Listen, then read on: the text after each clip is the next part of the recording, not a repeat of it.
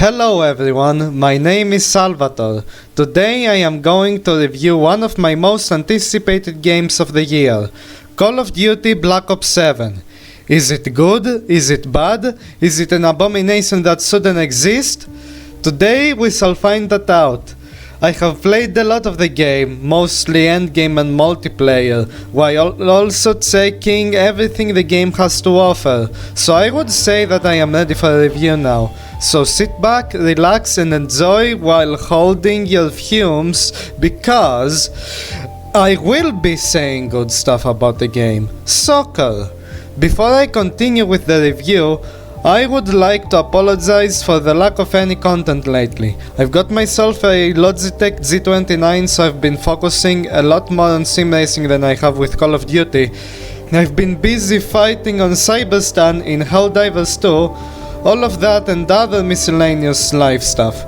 Wait, who am I apologizing to? To just one viewer? Haha, just kidding. So, without further ado, let's dive straight into it. Okay, so saying that I am disappointed would be an understatement. From the moment the gameplay started, I was like, oh no, it's Warzone? Why didn't they make the gameplay like Black Ops 6? Why are they doing this? Well, I hope the story is good at least. It wasn't. The story wasn't good, not in the slightest. Black Ops 2 is a cursed game, it seems. No good sequel to its story has ever been made. Black Ops 3's story was an absolute mindfuck with no real relation to the events of the previous games.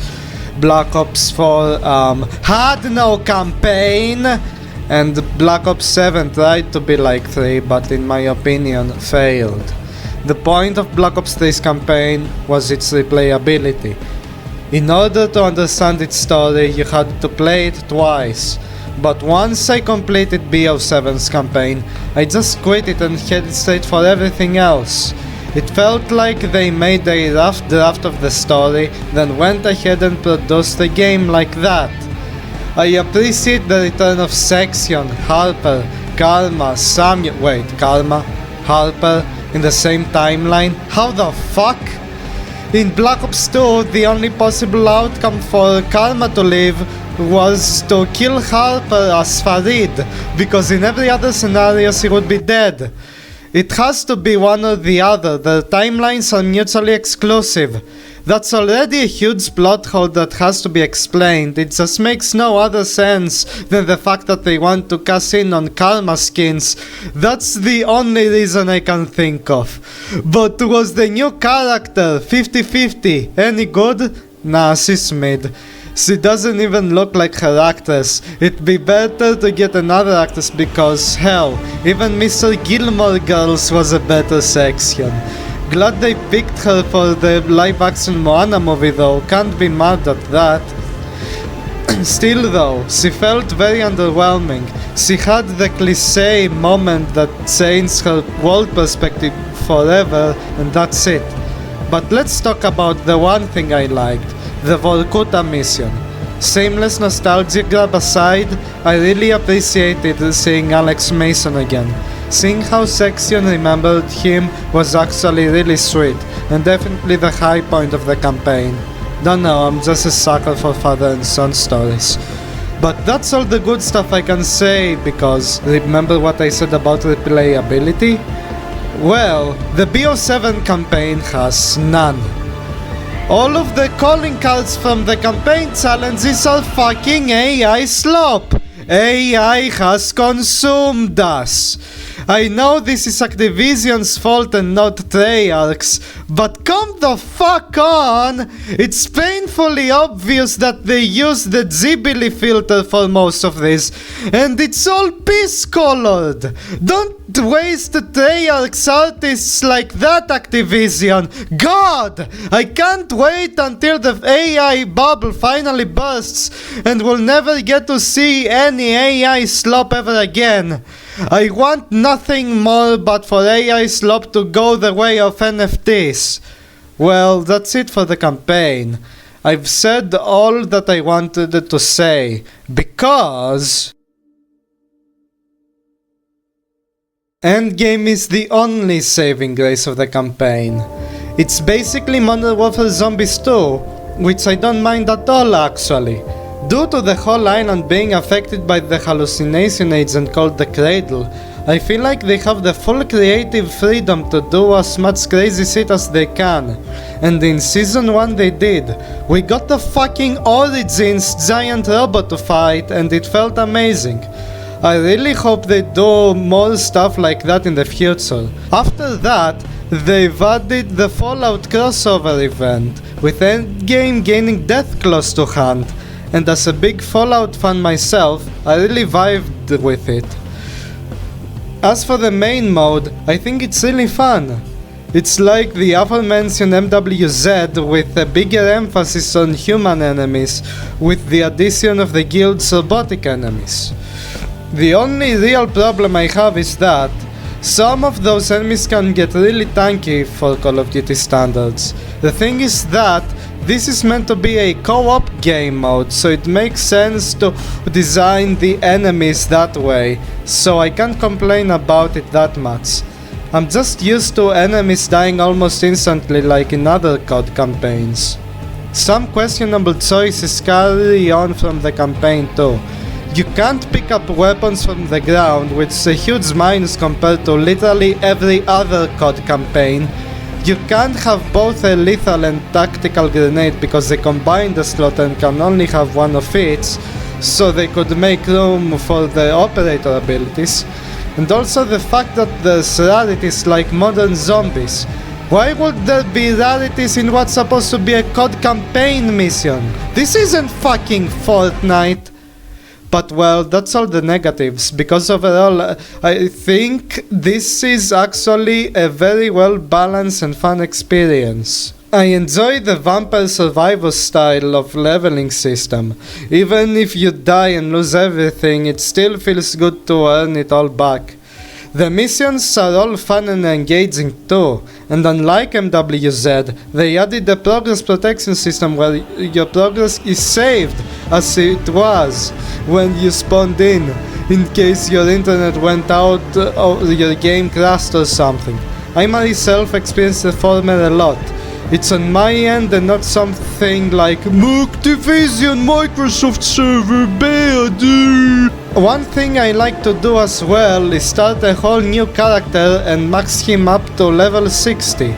With how the game mode is, it's actually engaging to reset your progress.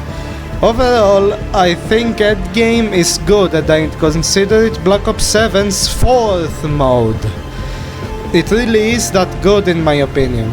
While it's my 3rd favorite mode, which places below multiplayer and zombies, it's really unique and that alone is the driving force for me to keep playing. I really can't wait to see what more the mode has to offer in the game's life cycle. And honestly, I wanna see this kind of game mode in a future CoD game too.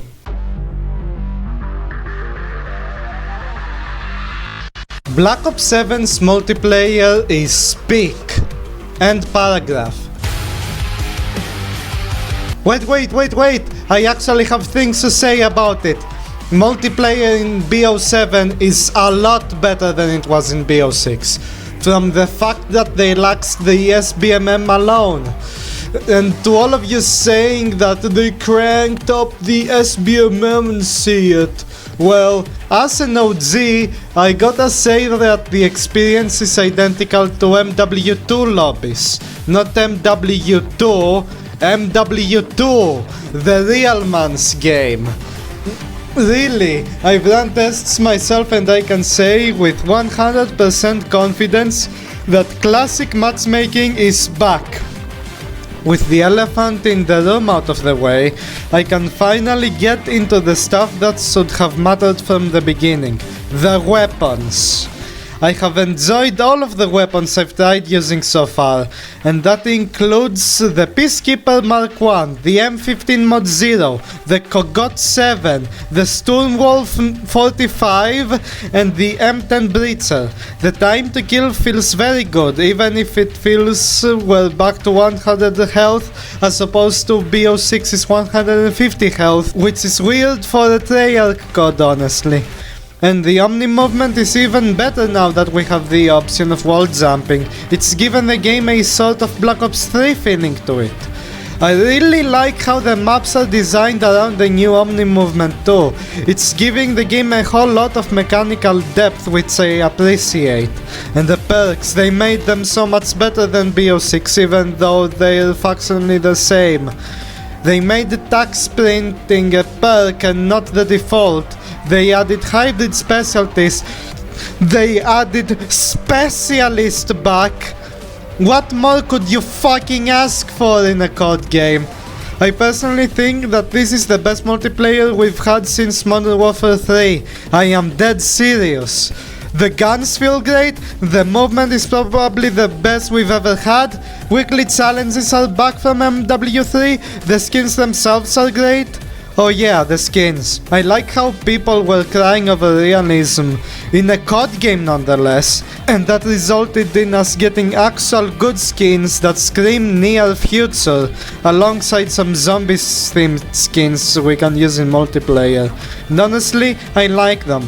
I am rocking Section's Prestige 1 skin and Dawn's Black Cell Completion skin right now. Section's skin just vibes really well for me, and the golden accents and cape of Dawn's makes him look like a helldiver. I hope they cross over someday. Yeah, I like the skins, although I don't think investing money in CoD is the best idea anymore. But yeah, the multiplayer is honestly goated. If you were to buy it just for the multiplayer, you'd make a very wise choice, and that's coming from someone who played Black Ops 2 in December of 2012. 10-year-old me witnessed everything, from the quote-unquote death of Alex Mason to sparing Menendez, Transit, all of that except for the multiplayer. That PS3 wasn't connected online. Anyways, it's time for some zombies. I love zombies. I love the fact that curse mode is a thing now. I really missed being able to control my points flow, and I missed my main man tank Dempsey so fucking much. Zombies couldn't be more back than this. Unfortunately, all I've had time for back in Season 1 was survival mode, so I didn't have time to complete even the directed mode for either of the maps. Although Ashes of the Damned and Astra Malorum are actually quite good, and I can't wait to see the next map if these ones were good. High rounds on Ashes feel intuitive and fun, a far cry with the kind of shit you had to deal with in most of BO6's maps, although I really don't like the bear. And Oscar is actually really fun boss to fight once you progress to the Easter egg and get the LGM1.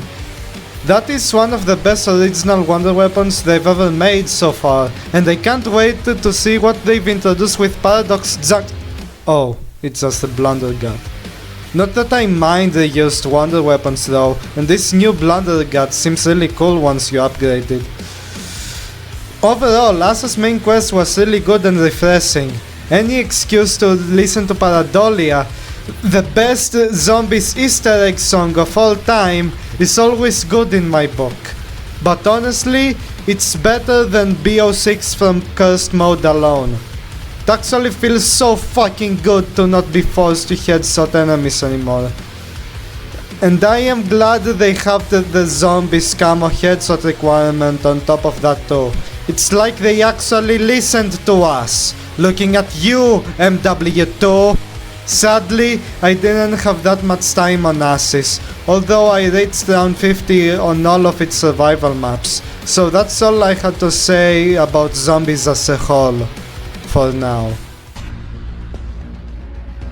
I don't play Warzone. Honestly, Black Ops 7 is a good game, a damn good one. Glaring AI issues aside, it's a very enjoyable game and I won't let anyone who hasn't played it before keep me from playing it. The moral of the story is, please don't let some random people on the internet tell you that you shouldn't play a game just because. Be strong and develop your own opinions. That's all I had to say for today, and once again, I apologize for my absence. Life has been tough for me lately, and I barely have any motivation to make stuff like this. I really wanna continue developing this channel though, and I will never give up on it. Thanks for watching. Salvatore out.